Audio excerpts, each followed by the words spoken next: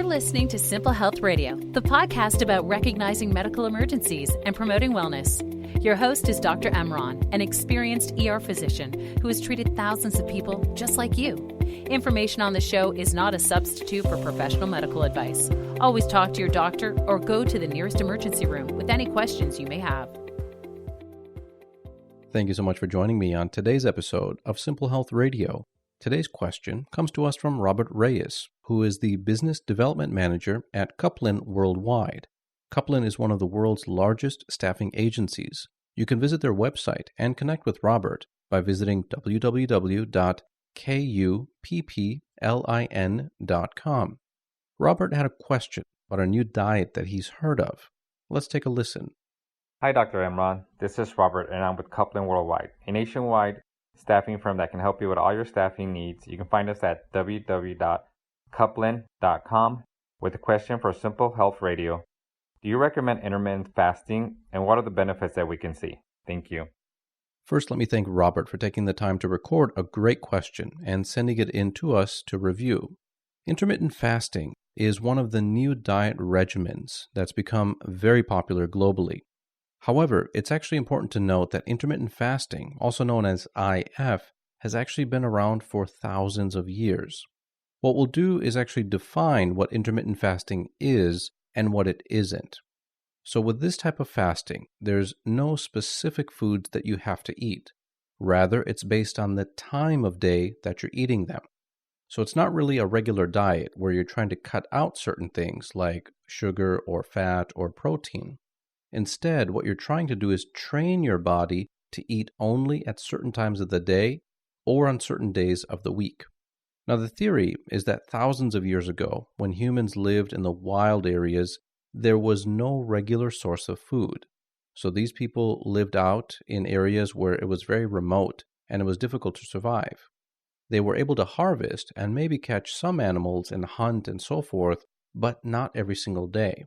The theory is that the human body had to be lean, and in order to function, it had to have enough calories for several days. Now, fasting is done for many religious reasons. For example, there's Ramadan for Muslims, there's Lent for the Christian faith, and there's also similar types of fasting in the Jewish faith, Hinduism, and Buddhism. Now, the schedules that we talked about in terms of the days and the weeks and how it's all balanced are of different types. So there's three common ones that I'll talk about related to intermittent fasting. The most common one is called the 16/8 method. Then there's the eat, stop, eat method. And then finally something called the 5:2 method. So I'm going to talk about each of those briefly. The 16/8 method is also called a lean gains protocol. This is the most popular method. Basically, you're skipping breakfast and you only eat for 8 hours out of 24 hours. So you've got 8 hours during which you can eat, and then 16 consecutive hours where you don't eat and you don't snack. Liquids are okay, but you can't add any extra sugar or things like that. Basically, it's going to be 8 hours of eating, 16 hours of fasting. The eat, stop, eat pattern is a little bit different. Here, you're going to fast continuously for 24 hours, at least once a week. For example, dinner from one day until dinner the next day, you're not going to eat anything solid. Then later in the week, you can repeat that once again. In the remaining days, you can eat your balanced diet, whatever you normally do. Now, the 5:2 diet is a calorie-restricted diet. In this situation, you're really eating about 500 calories on 2 random days during the week, and then you eat your regular amount of calories on the remaining 5 days. So really, 5 days are regular days. 2 days, you can only eat 500 calories total. It's not really a true fast, but it's a variation of the intermittent fasting. So you're really reducing the calories on 2 out of 7 days. So let's talk a little bit about the biochemistry of the intermittent fasting. Now, we do know that medically speaking, there are hormones that regulate metabolism and fat in the body. So the two most well-known types of hormones include human growth hormone, also called HGH, and insulin. So let's talk about the differences between the two. HGH has hundreds of different functions in the body. One of the most common ones is for normal growth and development. For example, when children go through adolescence and they turn into teenagers and then later turn into adults, they need a certain amount of HGH. It helps to increase muscle mass. It allows their bones to grow properly. Now, insulin is a little bit different. Insulin is a hormone. It's made by the pancreas, and it converts blood sugar, also called glucose, into an energy source that's easily available for the brain, the muscles, and other organs. With the insulin, we have to talk about something called insulin sensitivity. Insulin sensitivity is a bad thing. For example, in the American diet, if people eat breakfast, then they eat snacks, then they eat lunch, then they eat snacks, then they eat dinner, then they eat more snacks, they have a constant supply of simple or complex sugars. The pancreas responds by making insulin continuously throughout the day. At some point, there's a large amount of blood sugar in the blood circulating, and also a large amount of insulin in the blood also circulating. And that's a bad combination. The insulin sensitivity actually worsens.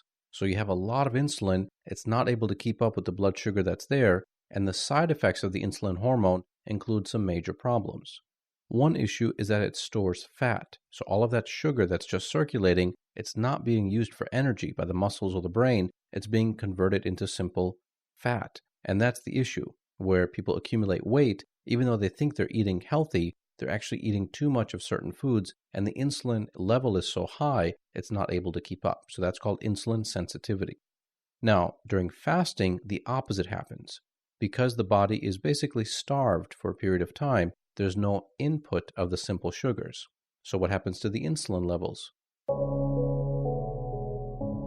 Hey, this is Chris, the host of Killer Jobs, the podcast that discovers the day jobs of the world's most famous serial killers. Explore how these psychopaths functioned in the real world, how murder interfered with their work, and what coworkers had to say. Killer Jobs investigates a new serial killer every Tuesday and is available on all podcast players. They actually go down. So the pancreas doesn't have to work as hard, the insulin levels decrease, the blood sugar actually fluctuates a little bit, but the insulin is more sensitive. So now a small amount of insulin is able to do a lot of work, and that sops up or drags out some of that sugar, and instead of converting it to fat, it keeps it as an energy source. Now there are some studies that will say at the microscopic level that cells actually repair themselves better when you're fasting. And it also says that there are genetics, meaning the DNA, chromosomes, and some of the genes are actually activated only when you're fasting. So for example, when people are well fed and they're eating more than enough calories, their body actually becomes a little bit lazy. Those genes are not activated and those cells don't repair themselves. The theory again is that the body should be lean as much as possible, and that allows all of these cells and genes to operate in the balance that they're supposed to have. Now there's another theory that the metabolic rate improves when you're fasting because the body has to become more efficient and psychologically reduce your appetite over time. So people who consistently follow intermittent fasting have actually been proven to lose between 3% and 8% of their body weight, especially if they do it for many months. Now keep in mind, some of that weight loss is going to be protein because you always lose protein with any diet. So the muscle breaks down somewhat, creates some protein, and that can also reduce the weight as well. But somewhere between 3 and 8% of a person's body weight is pretty significant for any type of diet. Now, there's other research going on regarding inflammation in the body. Chronic diseases cause inflammation, and that causes stress to the blood vessels like the arteries and veins, but it also causes stress to the muscles and the organs. There are a lot of chronic conditions such as rheumatoid arthritis, diabetes, and high blood pressure that have a direct link with inflammation. The theory with intermittent fasting is that you're reducing inflammation, and that will actually reduce the need for medication to treat those chronic diseases. Another issue is cholesterol. So there's good cholesterol, called HDL, and then there's bad cholesterol, which is LDL. So fasting does lower the bad cholesterol, which is the LDL. Because people are eating less and the body's trying to become more efficient, it's actually going to help the blood circulation. It actually carries away some of the cholesterol and burns it off instead of depositing more. So people who do participate in intermittent fasting on a regular basis are expected to have fewer risks of heart attack and stroke.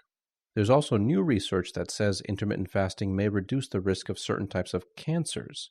It can also reduce the risk of Alzheimer's disease, and those people may actually live longer. These are still under investigation, so I can't make a broad generalization about that, But as I mentioned earlier, people who are in the religious community, a lot of the spiritual-based fasting does have some benefits as well that can translate into medical benefits also. Now that we talked about some of the benefits of the intermittent fasting, I do have to be fair and talk about some of the negatives, some of the side effects of fasting. So there are some groups of people who should not be intermittently fasting. So the first group of people are anyone with a history of eating disorders. So eating disorders include anorexia or bulimia. Those people should not participate in intermittent fasting because they have a high risk of developing psychological damage. Anorexia and bulimia, they both affect men and women, but they're very susceptible in teenagers. So these people actually need to be screened for any type of eating disorder before you start fasting. Untreated, if anorexia or bulimia progresses, it causes tremendous negative effects on the body as well as the brain and the psychological status. So anyone with eating disorders should not be participating in intermittent fasting. Now, healthy women can also have a negative effect with intermittent fasting because it affects the menstrual cycle. The reason is the hormones. So remember, we talked about HGH, which is human growth hormone, that increases with intermittent fasting. And we talked about insulin, which is another hormone, and that actually decreases during intermittent fasting. The problem is that insulin is actually related to estrogen, progesterone, and testosterone. These are all derivatives of each other. When there's not enough calories in the body, women actually lose fertility. This is especially true in women who are already lean to begin with, such as athletes. And if they lose more calories or they participate in fasting, they become irregular with their menstrual cycles. And that will affect their ability to get pregnant, and it will affect their ability to breastfeed. So these women, they can do intermittent fasting, but they need to have clearance from their gynecologist, and they need to be aware of the risks and the benefits. Now, there's a lot of videos online, there's a lot of articles that talk about intermittent fasting, and I always advise people, if they're interested in doing it, or they have a family member who's interested in doing it, look at all the research first. Go to some of the reputable websites. I'll include some of the links so you have some information on that. But you do need to speak with your family doctor. You do need to get an EKG. Make sure your heart rhythm is normal before you start fasting.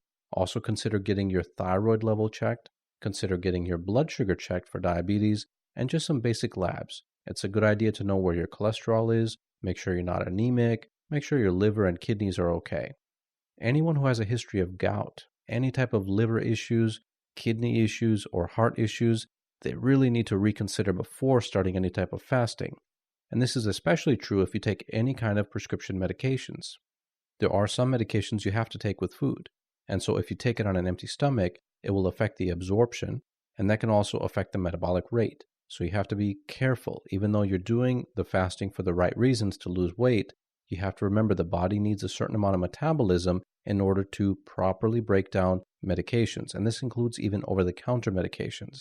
Now, there are side effects that people describe with fasting. And these include things like excessive hunger, constipation, and headaches. Other people will have dizziness. They'll get acid reflux. Or they may have muscle cramps due to a lack of vitamins. So we often recommend people start a micronutrient type of a multivitamin so that they're not losing out on vitamin D and some of the other fat-soluble vitamins as well. Now, there is a medical condition that's very dangerous called refeeding syndrome. Refeeding syndrome occurs when people have not eaten for a week or more, and then they start eating again. Basically, during that starvation time, the stomach and the intestine lost the ability to absorb food. So when you introduce food into the body shifts all the electrolytes, and things are not absorbed the way they're supposed to. And those people actually can get very, very sick. So they oftentimes have to be hospitalized, and some people will need IV fluids or a feeding tube and very careful monitoring. So refeeding syndrome is a serious complication, and it is linked with issues in bone density. It can cause heart arrhythmias. It can cause some blood clots and other life-threatening situations. So be very aware that longer fasting, generally not recommended. It has a high risk of refeeding syndrome. So I want to thank Robert Reyes again for sending in a great question about intermittent fasting. You can visit his website if you have questions about the work he does with staffing needs, www.kupplin.com. On our website, I will update the show notes and the blogs. And if you've been thinking about a medical topic, just record your question. Send it to us via social media or email. You can visit our website, simplehealthradio.com. And you can also sign up for